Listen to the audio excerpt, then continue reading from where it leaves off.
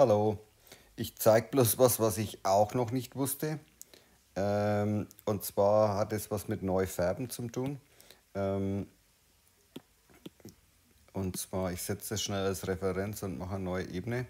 Und ich kann ja hier mit dem Color Drop hier die Farben reinziehen und den Grenzwert einstellen. Und jetzt, wenn ich loslasse, erscheint oben am Bildschirm für ein paar Sekunden Neufärben. Und da, wenn man drauf drückt, kann man das weiterverwenden und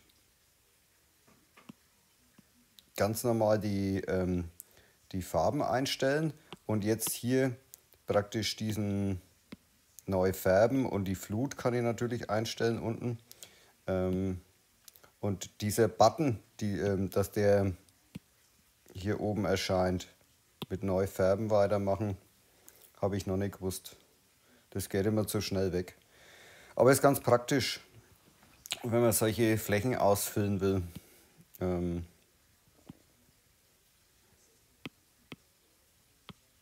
geht es relativ zackig.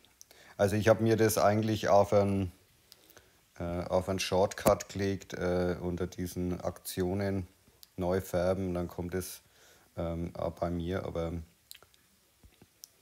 diese zack. Also ich mache es mal nochmal. Und jetzt geht es wieder weg. Jetzt ist es wieder weg. Deswegen fällt dann das fast nie auf. Alles klar. Viel Spaß mit Procreate. Alles klar. Tschüss.